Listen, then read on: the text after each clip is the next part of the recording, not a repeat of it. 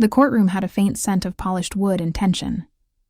Cameras were not permitted inside, but if they were, the world would have seen what no one believed possible. The sister-wives family, united once in faith and family, now facing each other on the opposite sides of justice. Christine sat silently at the plaintiff's table, her hands shivering a little as she held a pile of papers. Her attorney leaned in close to her, giving her the final instructions, but her gaze remained fixed on the door. She waited for him. When Kody Brown eventually came into the room, the whole room changed. His presence was powerful, not so much because of who he was, but because everyone could sense the tempest behind his eyes. He did not glance Christine's way. Not even once. He just sat down next to Robin, whose face was a mix of fear and defiance. The case was easy on paper, a custody hearing for Truly, Christine and Kody's youngest child. But beneath it was anything but easy. It was years of pain, jealousy, and manipulation brought to the light of fluorescent bulbs. The judge came in, papers rustling, and called the room to order with the bailiff. Christine swallowed hard, her heart thudding so loudly she could hardly hear the judge's first few words. She wasn't only here to battle for custody. She was here to safeguard her daughter from the devastation that had almost destroyed her, because sometimes the fight isn't just about who gets the child. It's about who tells the truth. The first half hour of testimony was procedural. Lawyers outlining their sides, laying out family timelines. But the moment Kody took the stand, the mood changed. His voice, once warm and persuasive on TV, now sounded sharp, defensive. "She's keeping my daughter from me," he said, gesturing in the direction of Christine. "She's poisoned her against me. This isn't about custody. It's about revenge." Christine winced, tears brimming in her eyes. Her attorney protested, but the harm was already done. Kody had made the courtroom a stage. And then came the unexpected moment. Christine's attorney produced new evidence. A chain of text messages between Robin and Kody. Messages that told a grimmer story. They weren't about Truly. They were about control. The texts showed Kody and Robin planning to convince Truly to move in with them permanently, using promises and guilt. One message read, "If Christine doesn't let me see her, I'll make sure Truly knows who the real parent is." Gasps filled the courtroom. Robin's face turned pale. Kody attempted to justify, labeling it taken out of context, but the whispers circulating about the room had another story to tell. At recess, Christine sat by herself in the hallway, her phone clutched tightly in her hand. The walls seemed to be closing in. She recalled all those years she spent defending Kody, standing by his side through every storm, only to find herself here, battling over the right to defend her own child. Robin came up softly. The cameras weren't on, but her voice had the same softness that had become familiar on TV. "Christine, this doesn't need to be nasty," she breathed. "We can handle it behind the scenes. You don't need to ruin him." Christine spun around, her voice still calm but firm. "I didn't ruin him, Robin. He ruined himself." That was the moment when Robin first showed fear. When court reconvened, Christine's attorney summoned her to the stand. The room was silent as she fiddled with the microphone, attempting to calm her breathing. "Mrs. Brown," the attorney started gently, "why did you seek full custody?" Christine paused. Not because she did not know what to tell her, but because once she spoke, there was no turning back. "Because," she told him, her voice shaking, "my daughter is entitled to peace. And peace doesn't reside in that house anymore." Kody's jaw clenched, his eyes narrowed. His lawyer moved in front of him, objecting again, but the judge dismissed him. The truth had already struck. Christine continued, describing the silent nights, the door-closed fights, the emotional manipulation that had led her to question herself for years. The courtroom wasn't just listening to testimony. It was seeing decades of suffering play out in real time. Anything seemed to be happening, including the judge looking like he was about to fall asleep. But just when things were tilting toward Christine's camp, Kody's lawyer made a move that changed everything. He brought with him what he described as a private video recording, one that, according to him, featured Christine badmouthing Kody in Truly's presence. Christine's heart froze. She knew precisely what this was. Months prior, in a moment of emotional vulnerability at home, she had vented to Janelle, without realizing that Truly had been listening. The conversation was not intended for anyone else, and yet now, that private anguish was being distorted into proof of alienation. The video was played. Christine's voice rang out in the courtroom, raw, emotional. "I just want her to see how manipulative he is," the recording states. "He only loves control, not family." The words hung over them like smoke. Kody smirked faintly. Robin took his hand. Christine's lawyer objected once more, but the damage was done. At least for now, Kody had swayed things back in his direction. Christine brushed tears away, seeing how far this had escalated. This was no longer about parenting. It was about pride, image, and control, all things that mattered more to Kody than the truth. The judge ordered adjournment, handing down the date for the next hearing. The families filed out, not looking at one another. The air outside was crisp, oppressive with all that wasn't said. Christine stood beside her car, observing Robin and Kody walking away hand in hand. She murmured softly to herself, "You can have the money, the glory, but you will not have her." With the camera of your imagination backing up, you can almost hear the tone of the narrator change, softer now, but sharper below the calm. The week following, the courthouse was chillier. Even the walls remembered what had occurred the last time these individuals were present here. In the waiting room outside, there hung a coterie of reporters mouthing the Brown custody trial, and internet forums exploded with theories and recrimination. But inside, under the buzz of fluorescent lighting, Christine entered the courthouse alone, chin held high, but heart heavier than ever. She no longer feared Kody. What she dreaded was what he'd do next. Her lawyer had cautioned her. Kody's camp was volatile, desperate even. And desperate men, particularly those whose whole lives have been built on image and control, were the worst to be around. Kody arrived a few minutes later, surrounded by his attorneys. Robin arrived a few seconds after him, red eyes and tired, clutching a tissue as if it were a shield. The judge's aide asked everyone to quiet down. Christine's attorney leaned in, speaking softly. "He's going to attempt to spin things. Remain calm no matter what," easier said than done. As the proceedings began, Kody's attorney stood confidently and said, "Your Honor, today we'll be presenting new evidence. Proof that Christine has intentionally kept their daughter from her father and manipulated her perception of him." Christine's stomach sank. She could feel her pulse in her throat. The attorney continued. "We have affidavits from family members who've witnessed Christine's behavior firsthand." Murmurs echoed through the courtroom. Christine froze. Family members? The door swung open, and Janelle entered. For an instant, the world went still. Christine's eyes welled up at once. Her best friend, her confidant, the woman who'd been by her side through every disappointment, was now heading to the witness stand. She couldn't believe it. Not yet. Janelle appeared pale, almost ill, but she didn't look at Christine. The bailiff administered the oath. And then Janelle spoke. Her voice quivered. "I love Christine," she started softly, "but she's been in a bad mood since the breakup. She's spoken in front of Truly about things that perhaps weren't in good taste." Christine's mouth dropped open in shock. Her attorney protested, but the judge permitted the evidence to proceed. Janelle attempted to temper what she said, but the harm was done. Every word was like a slow-turning knife. Christine wished she could scream. She wished she could demand why. But she already knew, deep inside. Kody had manipulated her. Kody sat with hands clasped together, face expressionless. But his eyes, they flashed a triumph. He had played the game masterfully.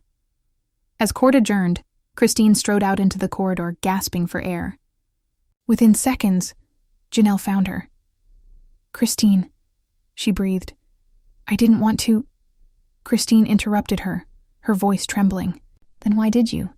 Janelle's eyes welled up with tears. "He said if I didn't testify, he'd subpoena my kids. I couldn't let them be involved in this."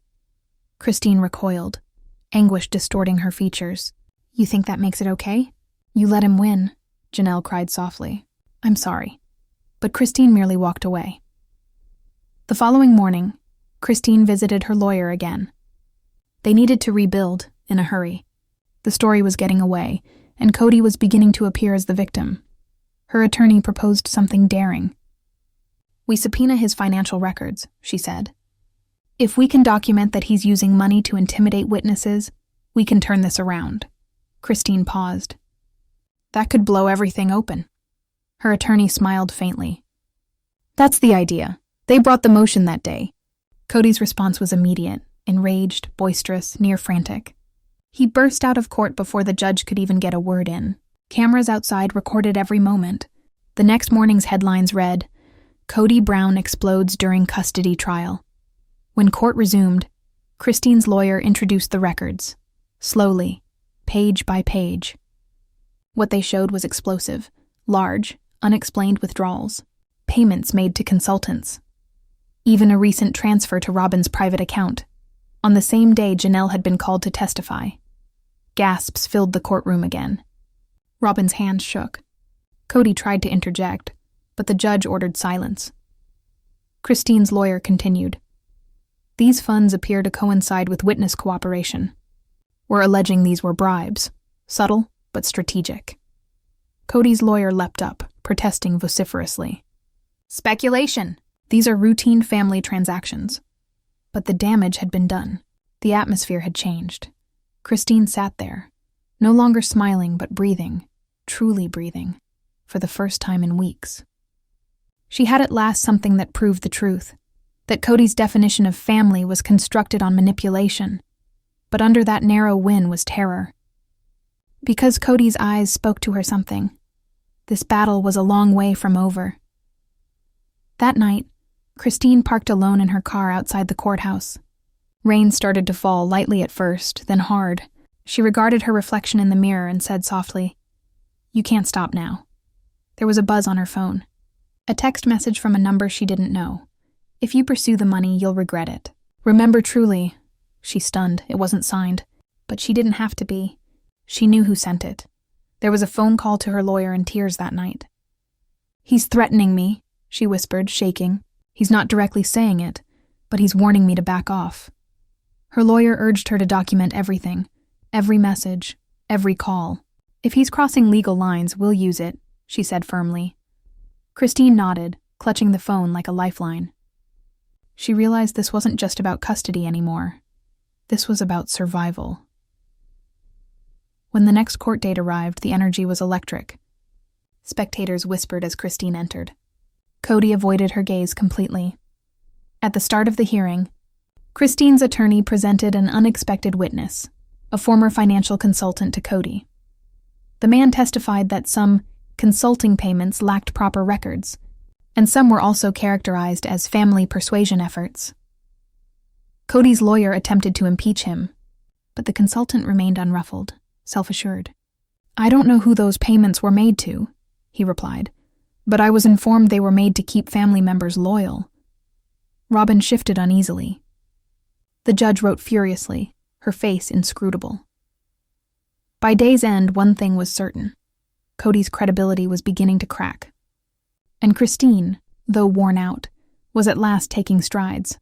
But as the judge declared a brief recess, Kody jumped up. You think you can take me down? He bellowed, his rage-filled voice shaking.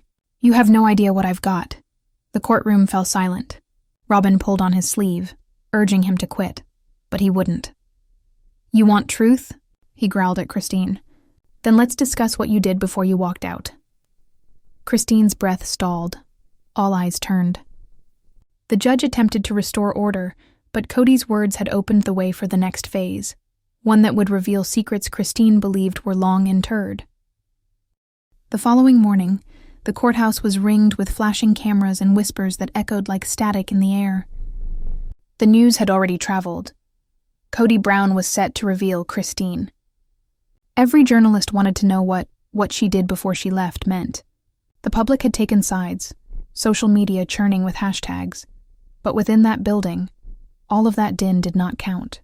There, it was just pain, raw, personal, and about to erupt in front of strangers. Christine came in quietly, in a plain navy dress. Her lawyer noticed the tension in her eyes but remained silent. Sometimes words couldn't repair the type of fear that occurred from being blindsided by a person who used to own your heart. When Kody came in, he didn't appear angry. He appeared confident. That was worse. Robin brought up the rear, her eyes puffy from crying or faking it. No one could distinguish. The judge came in, banging the courtroom to order. The gavel sounded like thunder. "Mr. Brown, if you have new information," she said sharply, "it must come in through counsel." But Kody dismissed her. "Your Honor," he declared loudly, standing tall, "before this court keeps questioning my integrity, I think it's only right the court hear what Christine's been concealing." The courtroom fell silent. Christine's attorney whispered, "Don't respond. He wants you upset." But it couldn't be avoided. Kody swiveled in the direction of the gallery, his expression icy. "While she's been accusing me of manipulation," he said, "Christine's been keeping her own secret. An affair she had before breaking up with me." The gasp that swept the room was almost a physical wave. Christine stiffened in her seat. Her attorney objected at once, terming it irrelevant and libelous, but Kody continued. "I have evidence," he declared, producing a manila envelope from his briefcase. Messages, calls, photos. The judge warned him to desist, frowning, but he wouldn't. He was acting now, for the court, for the audience he'd lost, for himself. Christine's chest constricted.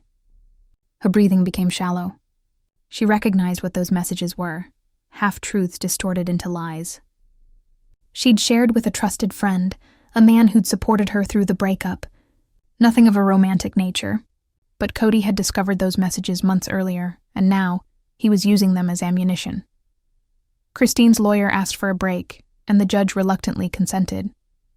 The moment the court adjourned, Christine stepped out, hardly able to suppress tears. In the corridor, she leaned on the wall, shaking. "How could he?" she murmured. Her attorney put a hand on her shoulder. "He's losing grip," she said softly. "This is what desperate men do when they know they're losing. They smear, they provoke. Don't let it break you." Christine slowly nodded, but her head was reeling. He wasn't attempting to gain custody now. He was attempting to ruin her reputation.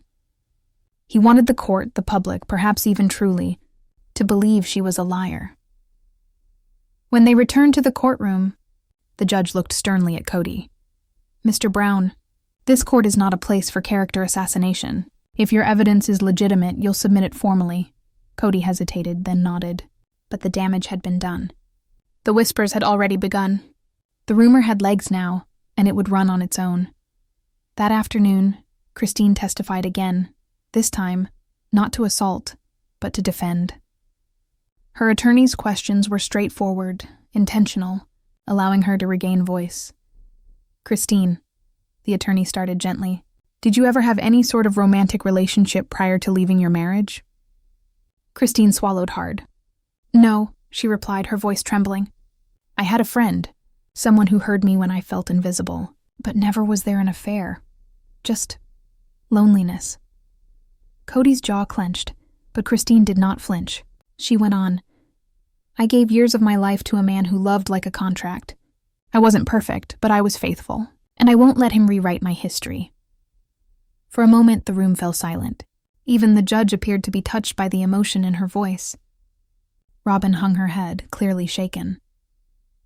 Throughout the continuing testimony, Kody's lawyer attempted to discredit Christine's account, questioning her timeline for separation, private messages.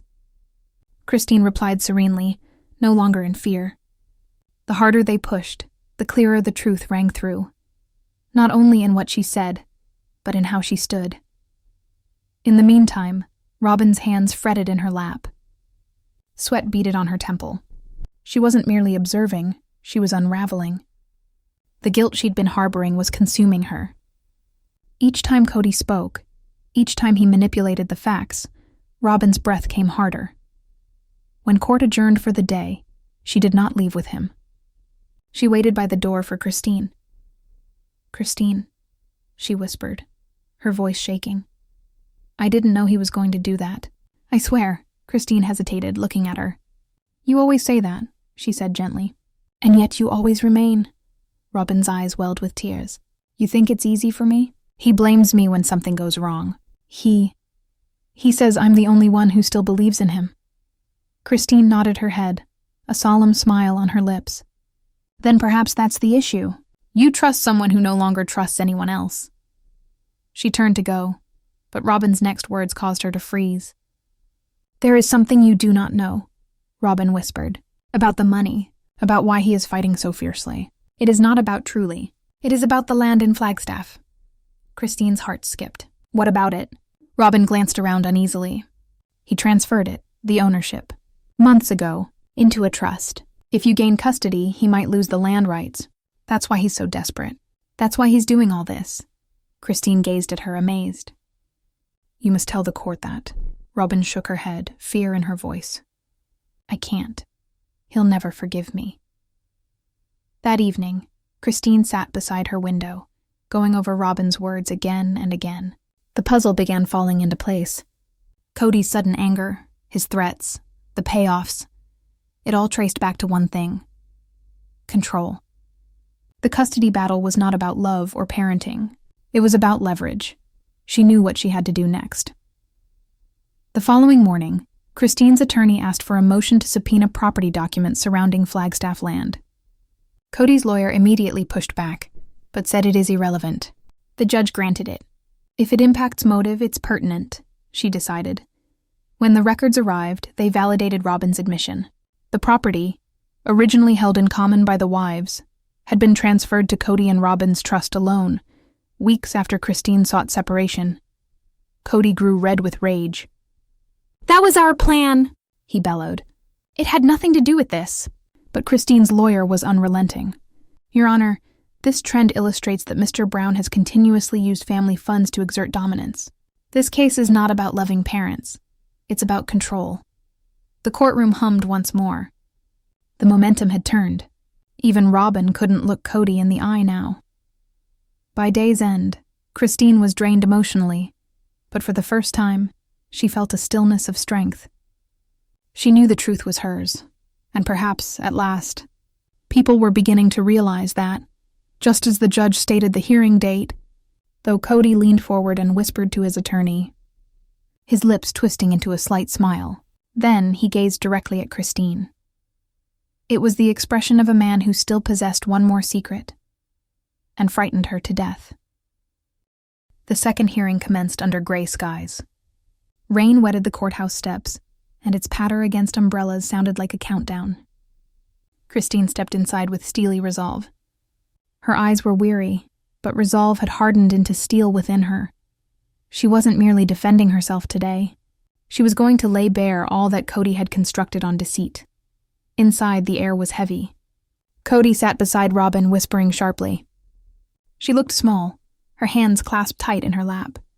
Christine could see the cracks now. Robin's calm mask was slipping. The judge called the room to order. We'll resume with financial disclosures tied to the Flagstaff property, she said. Christine's lawyer stood first. Your Honor, our new evidence shows Mr. Brown created an undisclosed trust to move joint property without consent. We'll demonstrate motive for financial manipulation in this custody dispute. Kody's lawyer immediately objected. Irrelevant. This is a custody case, not a property dispute. The judge raised a hand. We'll hear it. Proceed. Kody shifted uncomfortably, his fingers drumming against the table. Christine's lawyer hovered the documents on the screen. Each featured a date, signature, and stealthy betrayal. Assets transferred, possession rewritten, names eliminated. Kody W. Brown and Robin Brown, read the attorney. All other spouses excluded. Gasps spread throughout the courtroom. Even the folks who'd arrived ready for drama could not believe what they were witnessing. Christine's heart racing, but she froze her face. This was it. This was proof that he'd never had been fighting for family. He'd been fighting for control. Kody leapt to his feet, pounding his hand on the table. You don't know what it's like to be building a family under pressure. I had to safeguard us. The judge's voice overrode his tantrum. Mr. Brown, sit down. He did, but it was too late.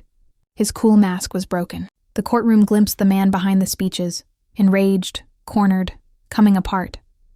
Robin hid her face in her hands.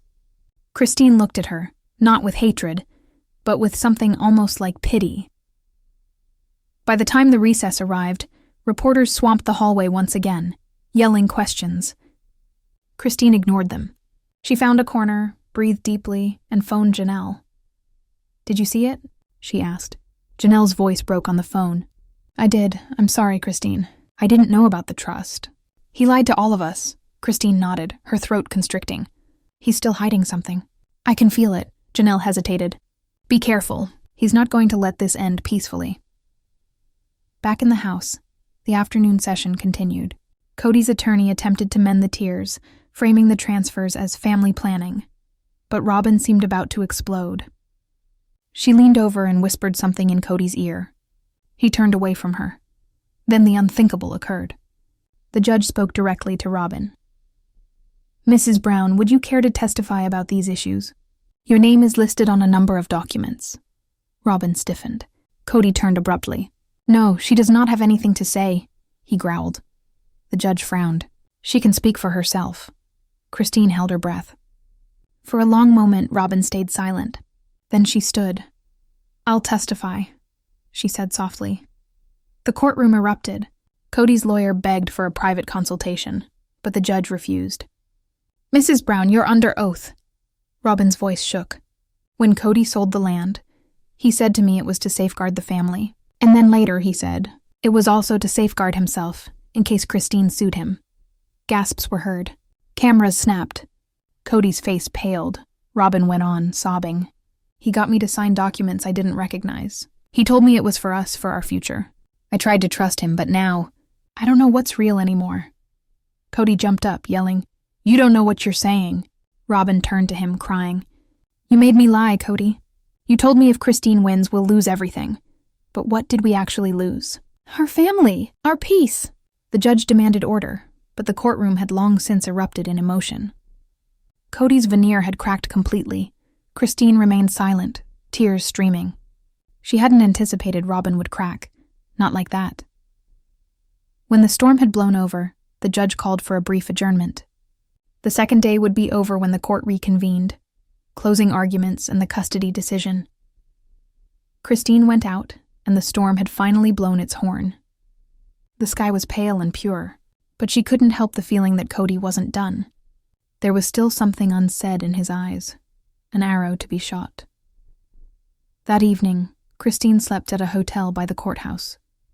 Slumber eluded her. She ran things over in her mind, Robin's words, Kody's rage, all the years of silent endurance. She recalled the time she'd first said to him that she wanted to leave. How his tone had turned cold, how he'd told her, "No one leaves me, Christine. No one." Now, in darkness, she understood that this test wasn't merely his final attempt to dominate her. It was the means of punishing her for abandoning him. Early the next morning, Christine's attorney came to her door. "We have a problem," she said grimly. Christine's belly hit the floor. What now? Kody's attorneys had filed a counter-motion last night, alleging Christine's attorney had coached Robin's testimony by coercion. It was ridiculous, frantic, but it might hold up the ruling. "This is his last gambit," said the attorney. "He's stalling. There's something he doesn't want to come out yet." Christine breathed deeply. "Then we discover it before he does." In the courthouse lobby, Christine caught sight of Robin sitting by herself. She went over unobtrusively. "Robin," she told her, "thank you for what you did." Robin glanced up, her eyes red. "I didn't do it for you. I did it because I couldn't keep lying." Christine nodded. Either way, it mattered. Robin paused, and then spoke in a whisper. "He has a file. He keeps it locked away in his briefcase. Something about guardianship rights. I don't know what it means. But he's scared to death of anyone seeing it." Christine's attorney heard this and made a mental note. If it's pertinent, we can subpoena it. The following day, they did. When the court issued the motion, Kody blew up once more. "You can't do that." "That's private." "Then it must be something big," the judge calmly retorted. The bailiff took the file. Cody's hands trembled as it was opened. Documents inside revealed a secret petition, Cody's scheme to transfer guardianship rights of Truly to Robin in case he lost custody. Christine gasped. "You were going to give away my daughter?" Cody's voice cracked. "I was keeping her safe from you." "No," Christine whispered, tears streaming down her face. "You were keeping your ego safe." The judge's voice broke through the commotion. "This court has heard enough. Closing arguments will continue tomorrow. And Mr. Brown, any more tampering with legal rights will be held in contempt." Kody fell back into his seat, vanquished, but still burning with anger. As all the others filed out, Christine glanced back once. Robin sat frozen, staring at her shaking hands. Cody's lawyer spoke frantically to him, but his eyes were hollow. Outside, Christine finally breathed again. The air was crisp, the rain departed. For the first time, she experienced a tentative sort of peace, but with fear. Because if she knew Kody, he would not take defeat lying down. The jury's verdict tomorrow would determine it all: custody, freedom, legacy. And he would stop at nothing to wrestle it into submission. The last morning broke silent and chilly. The courthouse remained motionless beneath a gray sky, the air itself seeming to hold its breath. Down the corridors, reporters waited in hushed tones for what came next. Christine came through the doors alone today. No cameras, no following crew. Just her, a notebook, and the burden of each passing moment that had led her here. She saw Kody standing by the defense table, tie askew, eyes empty. The man who used to walk with swagger now resembled a man walking through the remains of his own kingdom. Robin sat several seats back, far away, face white and expressionless. The judge appeared, and the courtroom fell silent. "Today," she started out, "we finalized the case of Brown versus Brown, over custody of minor child Truly Brown, and financial issues related thereto. Both sides have been heard. Both have had their day in court. What we have left now is truth and consequence." Christine swallowed hard. Her attorney nodded to her very slightly. The judge waved a hand. "Ms. Brown, you can make your closing statement." Christine stood, her voice calm but steady. "Your Honor, this was never about revenge. It was about safety. My daughter deserves stability, honesty, and peace, things that can't exist in an environment built on control. I'm not asking for punishment. I'm asking for freedom, for both of us." The courtroom stayed silent. Sometimes, the loudest voice in the room isn't necessarily the strongest, it's the one that finally subsides from trembling. It was Cody's turn next. He stood up slowly, his face caught between fury and desperation. "I've done all I could to keep my family intact," he said. "People don't realize the weight I've borne. The world labeled me a bad guy, but I just wanted to shield what was mine." He hesitated, looking for sympathy, but the room remained silent. Even Robin's eyes failed to meet his.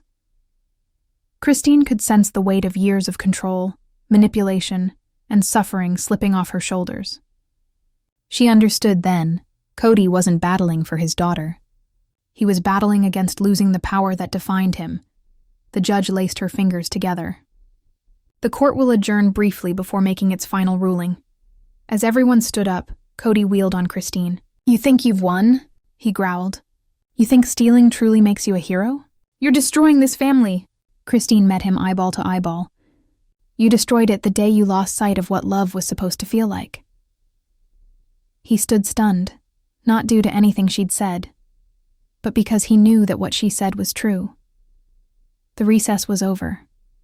Everyone came back, tension thick as fog. Cameras flashed, pens clicked, held breaths. The judge read from her notes. "Having carefully weighed evidence, testimony, and the best interests of the child, this court rules in favor of Christine Brown." Christine's breath was caught. The words rang out like thunder. "You are hereby given full legal and physical custody of Truly Brown. Supervised visitation is granted to Mr. Brown, subject to evaluation and adjustment." Gasps erupted. Reporters rushed.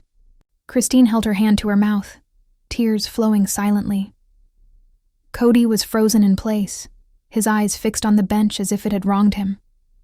His jaw clenched, then relaxed. His voice was barely audible. You can't do this, the judge went on resolutely. In addition, based on evidence of financial concealment, all contested assets are frozen until independent examination. It was all over. Kody slumped into his chair, his face hidden in his hands. Robin tried to reach out to him, but he waved her off. Christine didn't rub it in. She didn't smile. She just stood there, shaking, breathing, free. Outside, cameras descended upon her as she stepped out of the courthouse building. Microphones were pushed into her face. Christine, how do you feel about the verdict? She hesitated, eyes sparkling in the sunlight. Relieved, she whispered, not because I won, but because my daughter finally gets peace. And she moved on. That night, Christine sat on her porch in Utah watching the sunset. Truly was inside, painting by the window. Laughter, her laughter, floated out through the open door. It was the sweetest sound Christine had heard in years. Her phone buzzed. It was a message from Janelle. You did it. We're all proud of you, Christine smiled. We did it, she whispered. But even now there remained the ghosts of what had been. She remembered the years of silence, the tears she never permitted herself, the agony of pretending. But tonight, it all suddenly made sense. She hadn't battled to win. She'd battled to recover. Somewhere out in the distance in Flagstaff, Kody sat in his vacant living room. The home was silent. Robin had left to visit her sister for a while. The shelves were empty except for a few photos of their family that now appeared ghostly. He poured himself a drink, gazing at the papers on his desk. The judge's order, the freeze on finances, the visitation plan. He laughed once bitterly. This was supposed to be my legacy, he said. My family, my story. But he knew deep down, this was his legacy. The tale of a man who confused control with love and pride with leadership. He gazed at a faded picture of him and Christine with their children, way before the fame and breaks. For the first time in years, his eyes are warm. Perhaps I did love you, he whispered. I just didn't know how. Weeks afterward, Christine waited outside Truly's school. Her daughter ran out, backpack bobbing, hair streaming. Mom! Guess what? I made a new friend. Christine smiled, kneeling down to envelop her in a hug. I'm so proud of you, sweetheart. In this instant, everything else faded. The court, the cameras, the years of fighting. Just this, a mother and daughter, at last peaceful. Strolling home, the golden light of evening extended across the street. Truly slid her little hand into her mother's. Mom, she whispered, are we safe now? Christine smiled through tears. Yes, baby. We're safe, and we're free. At home, Christine pulled out her journal and wrote a final entry. Sometimes you don't win because you fight harder. You win because you finally stop fighting alone. She shut the book, placed it on the shelf, and gazed up at the stars coming over Utah. For the first time in a very long time, she wasn't frightened of tomorrow. She was ready for it.